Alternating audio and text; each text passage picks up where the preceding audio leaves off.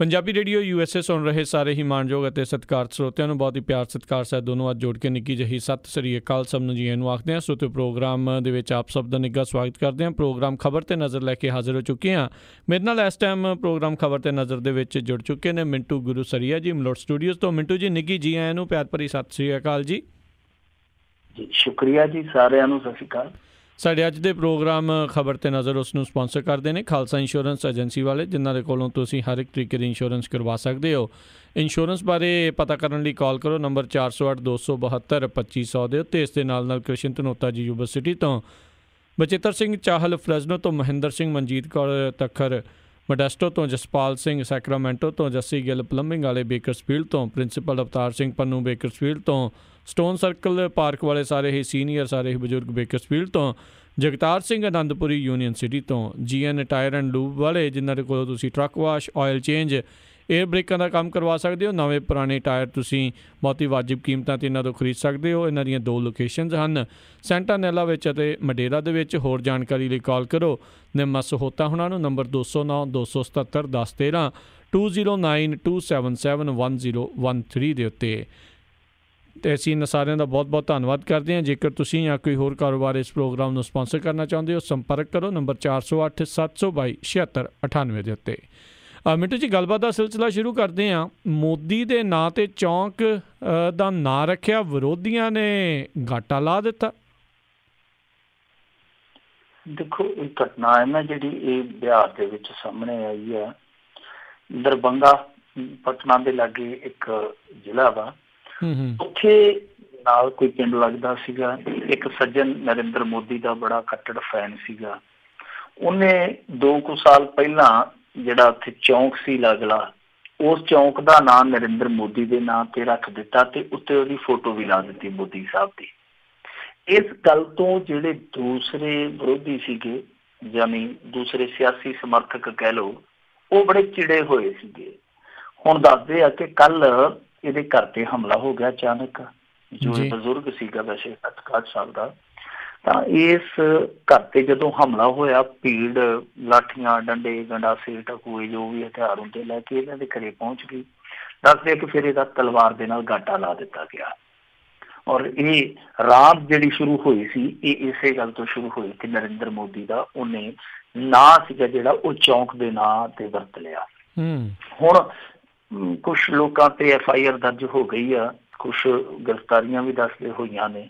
ਪਰ ਇਸ ਘਟਨਾ ਨੇ ਇੱਕ ਵਾਰ ਫੇਰ ਮੁਲਕ ਨੂੰ ਹਿਲਾ ਕੇ ਰੱਖ ਦਿੱਤਾ ਕਿ ਸਿਆਸੀ ਸਮਰਥਨ ਇੱਥੋਂ ਤੱਕ ਪਹੁੰਚ ਜਾਊਗਾ ਕਿ ਜਿੱਦਾਂ ਅੱਗੇ ਧੰਦੇ ਨਾਂ ਤੇ ਇੱਕ ਦੂਜੇ ਦੀਆਂ ਗਰਦਨਾਂ ਕੱਟੀਆਂ ਜਾਂਦੀਆਂ ਸੀਗੀਆਂ, ਹੁਣ ਇਹ ਸਿਆਸੀ ਸਮਰਥਨ ਹੈ ਜਿਹੜਾ ਉਹ ਵੀ ਇਸੇ ਰਾਹ ਹੀ ਪੈ ਗਿਆ। ਸਾਡੇ ਪੰਜਾਬ ਦੇ ਵਿੱਚ ਵੀ ਤੇ ਇਸੇ ਤਰ੍ਹਾਂ ਦੀਆਂ ਘਟਨਾਵਾਂ ਵਾਪਰ ਜਾਂਦੀਆਂ। ਝੰਡੀਆਂ ਲਾਉਣ ਤੋਂ ਹੀ ਕਈ ਵਾਰ ਜਿਹੜੀਆਂ ਉਹ ਘੰਡੀਆਂ ਨੱਪ ਦਿੱਤੀਆਂ ਜਾਂਦੀਆਂ। ਇੱਥੇ ਸਾਡੇ ਲਾਗੇ ਇੱਕ ਪਿੰਡ ਸੀਗਾ, ਉਹਦਾ ਤਾਂ ਬਾਪ ਵੋਟ ਪਾਉਣ ਆਇਆ। ਜਿਹੜੀਆਂ ਸੁਸਾਇਟੀਆਂ ਹੁੰਦੀਆਂ ਪਿੰਡਾਂ ਦੀਆਂ, ਉਦੋਂ ਸੁਸਾਇਟੀਆਂ ਦਾ ਇਲੈਕਸ਼ਨ ਸੀਗਾ। ਉਹ ਬਾਪ ਛੋਟੇ ਭਰਾ ਦੇ ਘਰ ਰਹਿੰਦਾ ਸੀਗਾ। ਵੱਡਾ ਕਹਿੰਦਾ ਕਿ ਜੰਮਿਆ ਤੇ ਮੈਨੂੰ ਵੀ ਇਹਨੇ ਆ ਨਾ, ਤੇ ਵੋਟ ਮੈਨੂੰ ਪਾ ਦੇ। ਉਹ ਕਹਿੰਦਾ ਕਿ ਮੇਰੇ ਘਰ ਰਹਿੰਦਾ, ਮੈਂ ਰੋਟੀ ਪਾਣੀ ਇਹਨੂੰ ਦਿੰਦਾ, ਵੋਟ ਤੈਨੂੰ ਕਾਹਤੋਂ ਪਾਵੇ। ਬਾਪ ਨੂੰ ਇੱਕ ਹੱਥ ਤੋਂ ਉਹਨੇ ਖਿੱਚਿਆ, ਇੱਕ ਹੱਥ ਤੋਂ ਉਹਨੇ ਖਿੱਚਿਆ। ਕਹਿੰਦਾ ਮੈਂ ਲੈ ਕੇ ਜਾਣਾ ਵੋਟ ਪਾਉਣ, ਹੋ ਕੇ ਮੈਂ ਲੈ ਕੇ ਜਾਣਾ। ਛੋਟੇ ਨੇ ਪਿਸਤੌਲ ਕੱਢਿਆ ਤੇ ਵੱਡੇ ਨੂੰ ਗੋਲੀ ਮਾਰਤੀ, ਮਸਾਂ ਬਚਿਆ ਹੁੰਦੇ। ਸੋ ਇਸ ਤਰ੍ਹਾਂ ਦੇ ਜਿਹੜੇ ਕੱਟੜ ਸਮਰਥਕ ਆ, ਜਾਂ ਇਹ ਅੰਨੀ ਸਿਆਸੀ ਸ਼ਰਧਾ ਨਾ ਜਿਹੜੀ, ਉਹਨੇ ਸਾਡੇ ਸਮਾਜ ਨੂੰ ਬਹੁਤ ਬੁਰੀ ਤਰ੍ਹਾਂ ਵੰਡ ਦਿੱਤਾ। ਜਾਤ ਨੇ ਵੰਡਿਆ ਸੀ, ਫਿਰ ਧਰਮਾਂ ਨੇ ਵੰਡਿਆ, ਫਿਰਕਿਆਂ ਨੇ ਵੰਡਿਆ, ਹੁਣ ਇਸ ਸਿਆਸਤ ਨੇ ਵੰਡ ਦਿੱਤਾ। ਔਰ ਇਸੇ ਵੰਡ ਦੇ ਵਿੱਚੋਂ ਇਹ ਕਾਂਡ ਨਿਕਲਿਆ। ਜੀ ਜੀ ਜੀ ਮਿੰਟੂ ਜੀ, ਅਗਲੀ ਜਿਹੜੀ ਖਬਰ ਜੇ ਆਪਾਂ ਉਸ ਦੇ ਉੱਤੇ ਨਜ਼ਰ ਜਿਹੜੀ ਆਪਾਂ ਬਣਾਉਂਦੇ ਹਾਂ ਵੀ ਬੋਤਲਬੰਦ ਪਾਣੀ 'ਤੇ ਹੋਏ ਖੁਲਾਸੇ ਤੋਂ ਬਾਅਦ ਭਾਰਤ ਵਿੱਚ ਹੁਣ ਹੋਣ ਲੱਗੀ ਹਲਚਲ। ਦੇਖੋ, ਇੱਕ ਅਧਿਐਨ ਸਾਹਮਣੇ ਆਇਆ ਸੀਗਾ ਸਟੇਟ ਯੂਨੀਵਰਸਿਟੀ ਆਫ ਨਿਊਯਾਰਕ ਦਾ।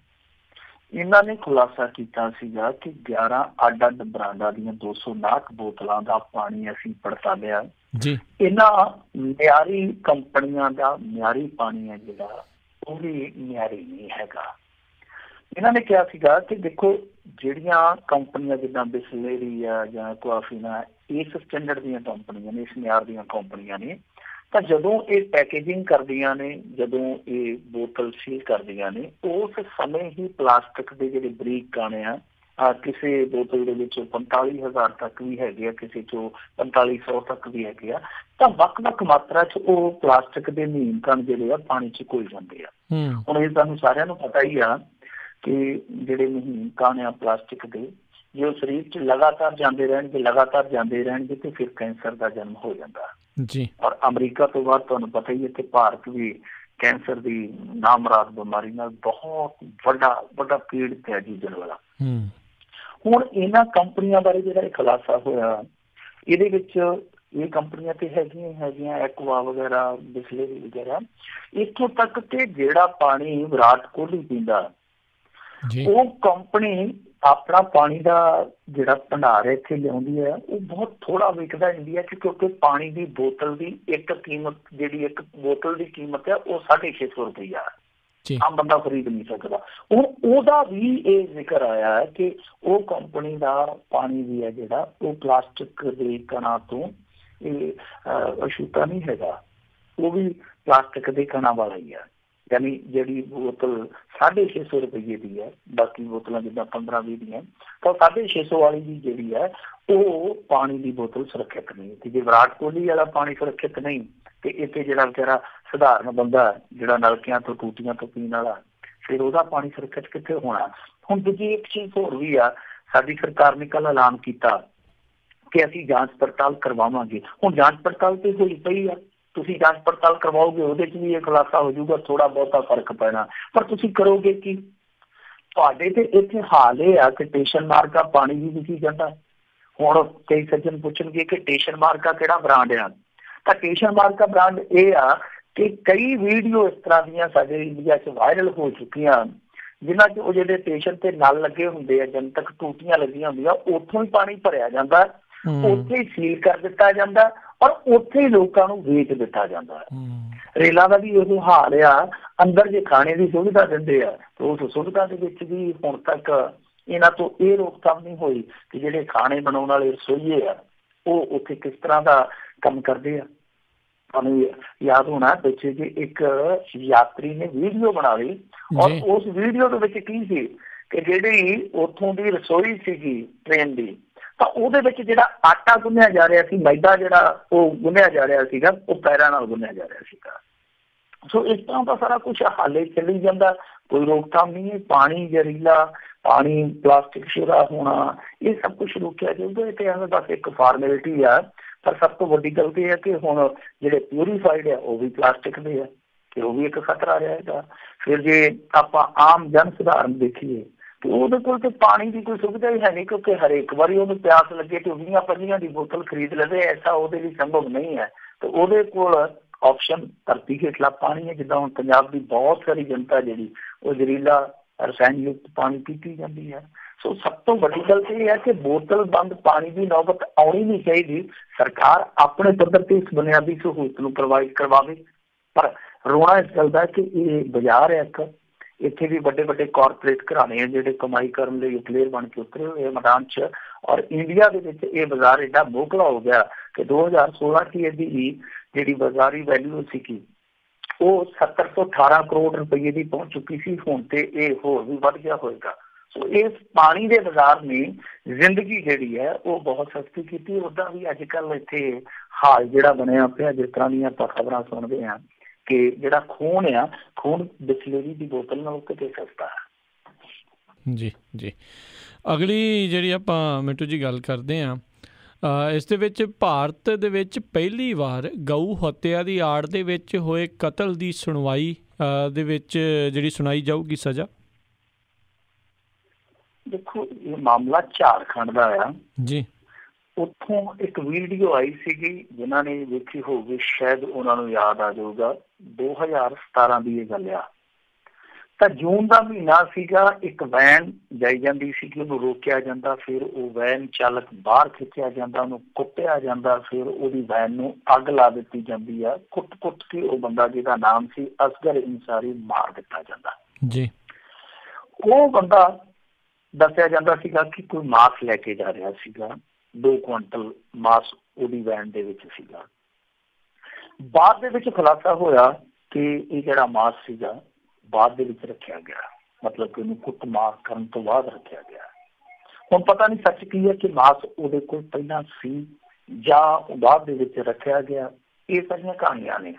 ਦੂਜੀ ਚੀਜ਼ ਇਹ ਹੈ ਕਿ ਦੇਖੋ ਉਹੀ ਕਾਂਡ ਜਿਹੜਾ ਅਖਲਾਕ ਵਾਲਾ ਹੋਇਆ ਸੀ ਦਾਦਰੀ ਦੇ ਵਿੱਚ, ਉਹ ਬਾਅਦ ਦੇ ਵਿੱਚ ਕਹਿੰਦੇ ਕਿ ਮਾਸ ਰੱਖ ਦਿੱਤਾ ਗਿਆ ਉਹਨਾਂ ਦੀ ਫਰਿੱਜ ਦੇ ਵਿੱਚ।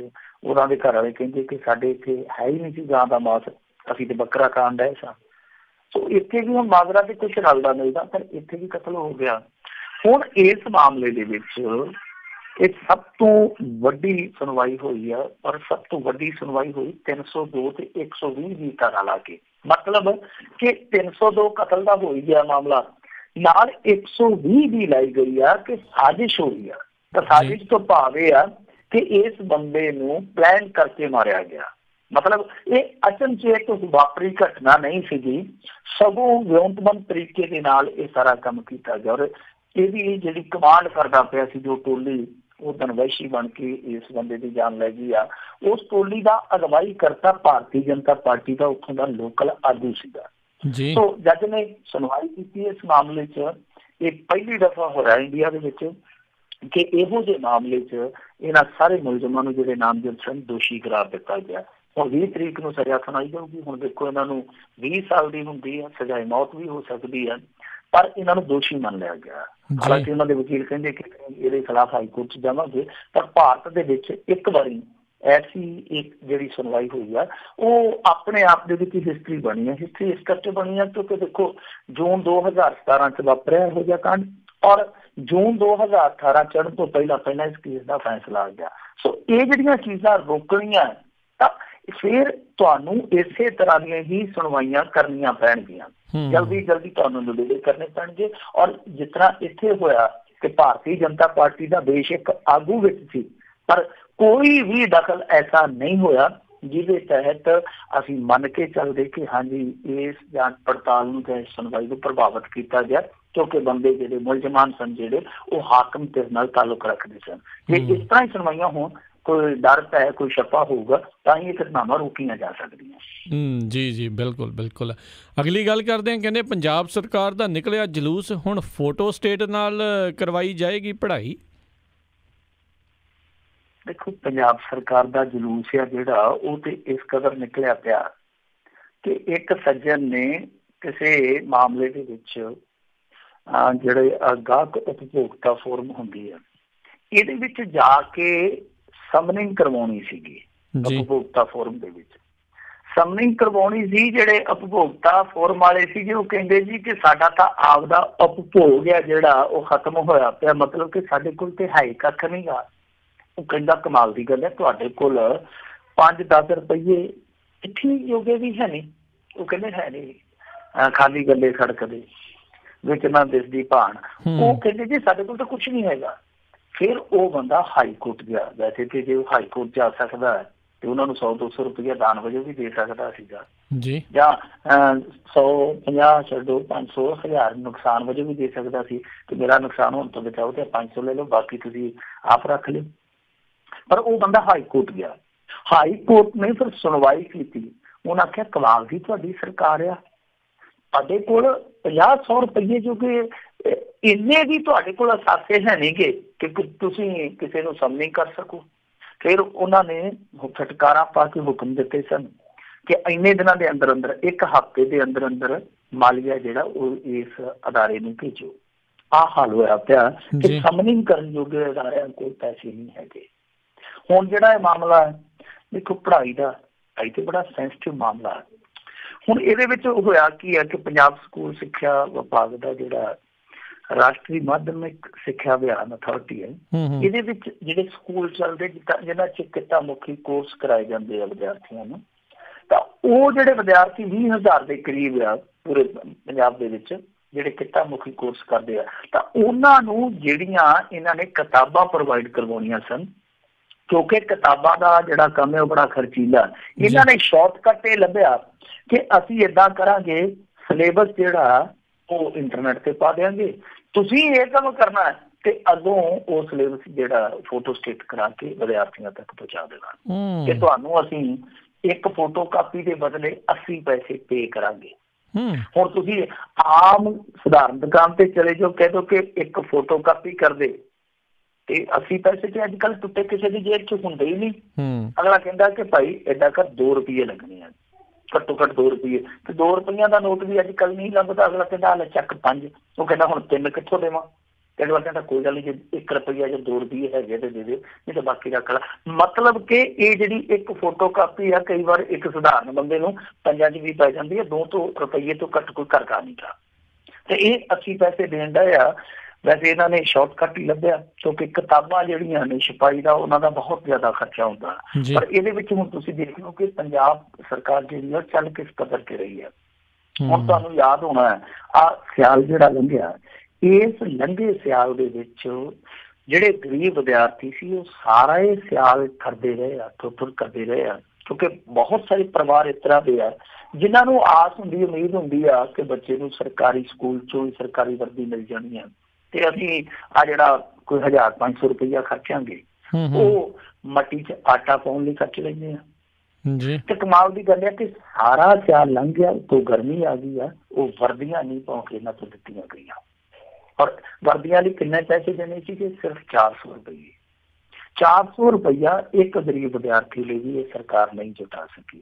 ਤੁਸੀਂ ਆਪ ਹੀ ਅੰਦਾਜ਼ਾ ਲਾ ਲਓ। ਮੇਰੇ ਖਿਆਲ ਦੇ ਨਾਲ ਜਿਹੜਾ ਤੁਸੀਂ ਸ਼ਬਦ ਇਸਤੇਮਾਲ ਕੀਤਾ ਨਾ, ਜਲੂਸ ਨਿਕਲਿਆ ਪਿਆ, ਵਾਕਈ ਉਹ ਜਲੂਸ ਨਿਕਲਿਆ ਪਿਆ।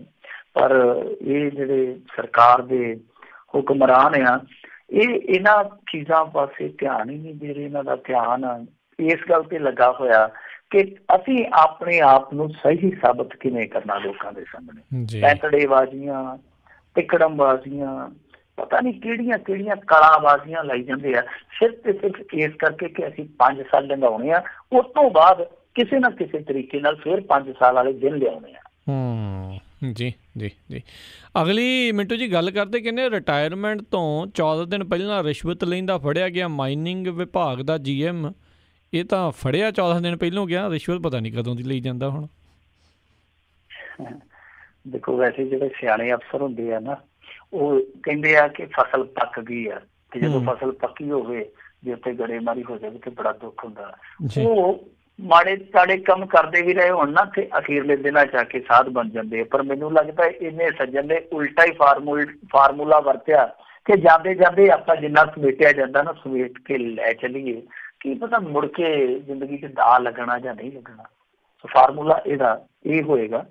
ਸੋ ਇਹ GM ਸੀਗਾ ਪਠਾਨਕੋਟ ਏਰੀਏ ਦੇ ਵਿੱਚ ਮਾਈਨਿੰਗ ਵਿਭਾਗ ਦਾ। ਪਰ ਇਹਨੂੰ ਕੱਲ 50,000 ਰੁਪਈਏ ਰਿਸ਼ਵਤ ਦੇ ਨਾਲ ਵਿਜੀਲੈਂਸ ਨੇ ਨਪੜਿਆ। ਕਹਾਣੀ ਇਹ ਸੀਗੀ ਕਿ ਉੱਥੇ ਕ੍ਰੈਸ਼ਰ ਚੱਲਦੇ, ਤੁਹਾਨੂੰ ਪਤਾ ਇੱਥੇ ਸਖਤਾਈ ਹੋਈ ਹੈ ਜਦੋਂ ਉਹਦਾ ਕੈਪਟਨ ਨੇ ਹੈਲੀਕਾਪਟਰ ਸ਼ਾਟ ਖੇਡਿਆ, ਉਸ ਤੋਂ ਬਾਅਦ ਕਾਫੀ ਇੱਥੇ ਸਖਤਾਈ ਹੈ। ਤੇ ਇਸ ਸਖਤਾਈ ਦੀ ਇਵਜ਼ ਦੇ ਵਿੱਚ ਇਹਨੇ ਉਹ ਜਿਹੜੇ ਕ੍ਰੈਸ਼ਰ ਚੱਲਦੇ ਸਨ, ਯਾਨੀ ਲੀਗਲ ਢੰਗ ਦੇ ਨਾਲ ਚੱਲਦੇ ਸੀਗੇ ਜਿਹੜੇ ਕ੍ਰੈਸ਼ਰ, ਉਹਨਾਂ ਨੂੰ ਨੋਟਿਸ ਘੱਲੇ ਹੋਏ ਸੀਗੇ। 50 ਦੇ ਕਰੀਬ ਉਹ ਕ੍ਰੈਸ਼ਰ ਸੀਗੇ। ਤੰਗ ਕਰਦਾ ਸੀ, ਮਤਲਬ ਕਿ ਆਹ ਜਵਾਬ ਦਿਓ, ਆਹ ਜਵਾਬ ਦਿਓ, ਆਹ ਜਵਾਬ ਦਿਓ। ਤੇ ਇੱਕ ਨੇ ਆਖਿਆ ਤੁਸੀਂ ਛੱਡੋ ਖੜਾ ਜਵਾਬਾਂ ਦਾ, ਤੁਸੀਂ ਜਵਾਬ ਰਹਿਣ ਦਿਓ, ਵਧੀਆ ਖਾਬ ਲਓ, ਤੁਹਾਨੂੰ ਅਸੀਂ ਉਹਨਾਂ ਖਾਬਾਂ ਦੀ ਕੀਮਤ ਦੇ ਦਿੰਦੇ ਹਾਂ। ਤਾਂ ਇਸ ਬੰਦੇ ਨੇ ਲੱਖ ਰੁਪਈਆ ਮੰਗਿਆ, ਉਹਨਾਂ ਨੇ 50,000 ਰੁਪਈਏ 'ਚ ਸੌਦਾ ਤੈਅ ਕਰ ਲਿਆ। ਇੱਧਰ ਸੌਦਾ ਤੈਅ ਕਰ ਲਿਆ, ਉਧਰ ਜਿਹੜੇ ਵਿਜੀਲੈਂਸ ਵਾਲੇ ਸੀਗੇ ਉਹਨਾਂ ਨਾਲ ਥਾਂ ਤੈਅ ਕਰ ਲਈ ਕਿ ਤੁਸੀਂ ਇਸ ਥਾਂ ਤੇ ਆ ਜਾਓ, ਤੁਹਾਨੂੰ ਮਛਲੀ ਫੜਾ ਦਿਆਂਗੇ। ਸੋ ਇਹ ਜਾਲ ਬੁਣਿਆ ਗਿਆ। ਫਿਰ ਇਸ ਅਫਸਰ ਨੂੰ ਫੜ ਲਿਆ ਗਿਆ। ਹੁਣ ਇਹ ਜਿਹੜਾ ਫੜਿਆ ਅਫਸਰ ਆ, ਇਹਦਾ ਜੇ ਤੁਸੀਂ ਟਰੈਕ ਰਿਕਾਰਡ ਦੇਖੋਗੇ ਨਾ, ਕਮਾਲ ਦਾ ਟਰੈਕ ਰਿਕਾਰਡ ਹੈ। ਇਹਦਾ ਨਾਮ ਸੁਭਾਸ਼ ਚੰਦਰ ਆ ਜੀ।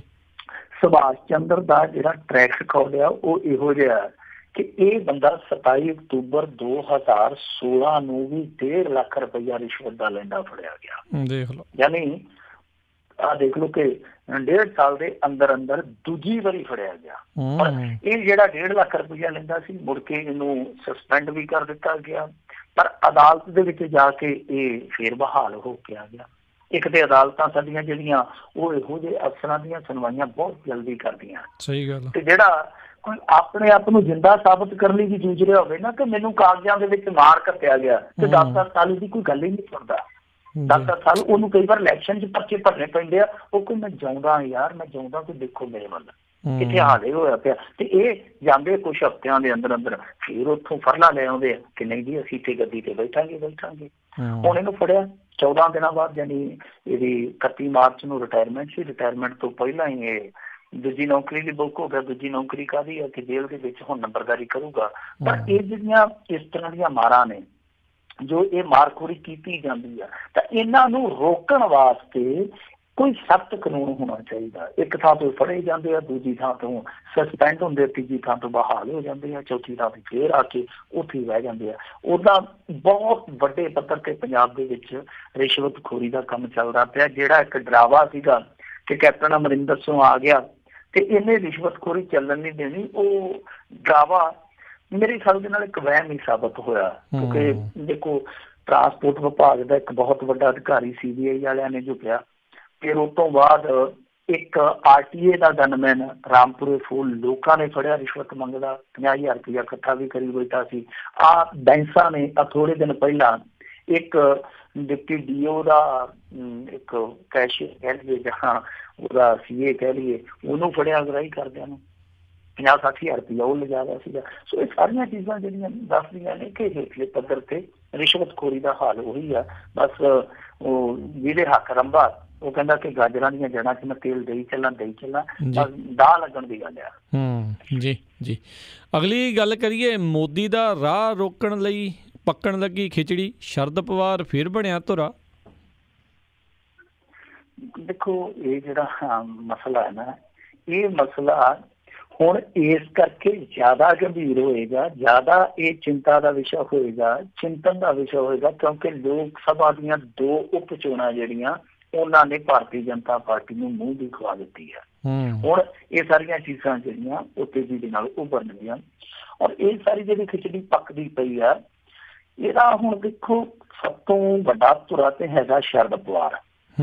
ਪਰ ਇਹ ਜਿਹੜੀਆਂ 2-3 ਸਿਆਸੀ ਤਾਕਤਾਂ ਨੇ, ਜਿੱਦਾਂ ਤ੍ਰਿਣਮੂਲ ਕਾਂਗਰਸ ਆ, ਕਾਂਗਰਸ ਵੱਡੀ ਕਾਂਗਰਸ ਆ, ਜਾਂ ਹੋਰ ਛੋਟੇ ਮੋਟੇ ਸੰਗਠਨ ਆ, ਇਹਨਾਂ ਨੇ ਰਲ ਮਿਲ ਕੇ ਸ਼ਰਦ ਪਵਾਰ ਦੇ ਸਿਰ ਤੇ ਜ਼ਿੰਮੇਵਾਰੀ ਪਾ ਦਿੱਤੀ ਹੈ ਕਿ ਭਾਈ ਤੂੰ ਗੱਲ ਕਰ ਲਾ।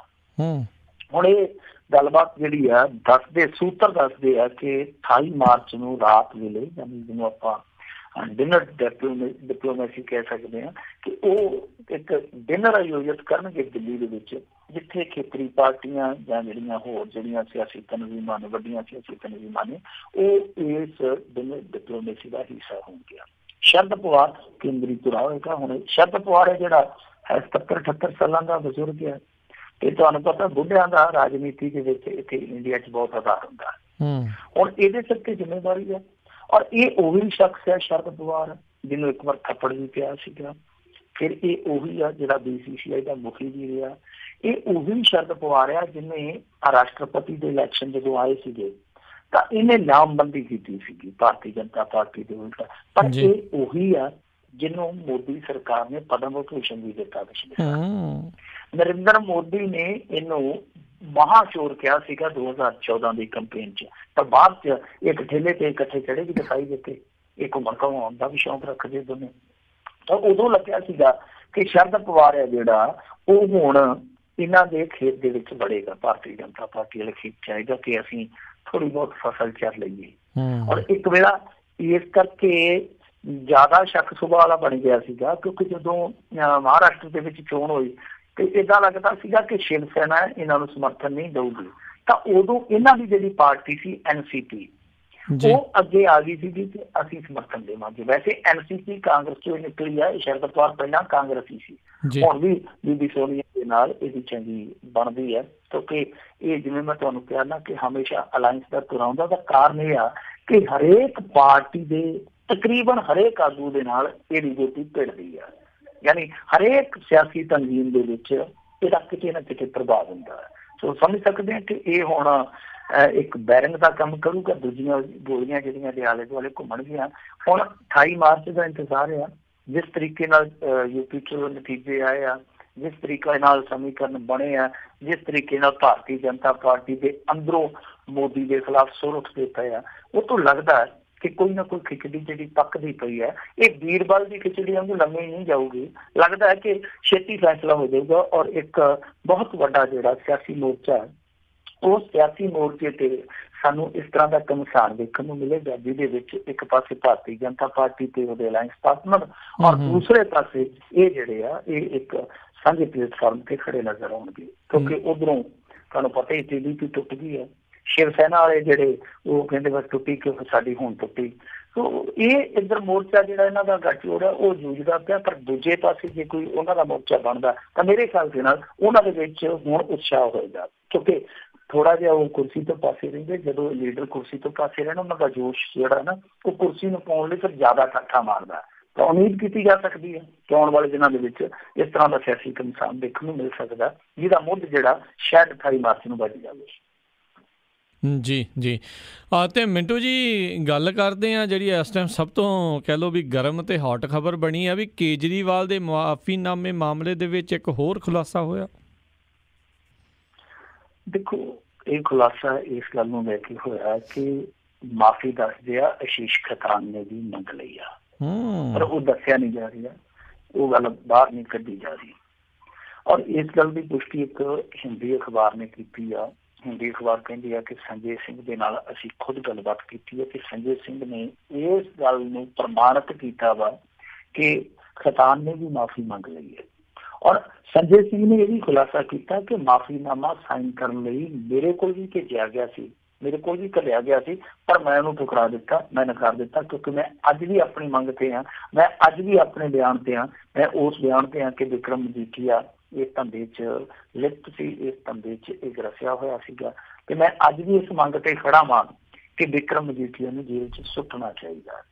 ਹੁਣ ਇਹ ਆਪਣੇ ਆਪ ਦੇ ਵਿੱਚ ਇੱਕ ਬੜੀ ਦਿਲਚਸਪ ਇੱਥੇ ਤਸਵੀਰ ਬਣਦੀ ਆ ਕਿ ਤਿੰਨ ਜਾਣੇ, ਤਿੰਨ ਵਫਾਦਾਰ ਇੱਕ ਦੂਜੇ ਪ੍ਰਤੀ ਰਾਜਦਾਰ, ਉਹ ਤਿੰਨੇ ਹੀ ਵੱਖੋ ਵੱਖਰੀ ਸੁਰ ਅਪਣਾ ਰਹੇ। ਯਾਨੀ ਖਤਾਨ ਜਿਹੜਾ ਹੈ ਉਹ ਮੌਨ ਰਹਿ ਕੇ ਇੱਕ ਵੱਖਰੀ ਚਲਾਕੀ ਕਰਦਾ ਪਿਆ, ਜਿਹੜਾ ਅਰਵਿੰਦ ਕੇਜਰੀਵਾਲ ਹੈ ਉਸ ਤੇ ਚਲਾਕੀ ਕਰ ਚੁੱਕਿਆ, ਉਹਨੇ ਤਾਂ ਕੀ ਹੁਣ ਪਰਦਾ ਰੱਖਣਾ।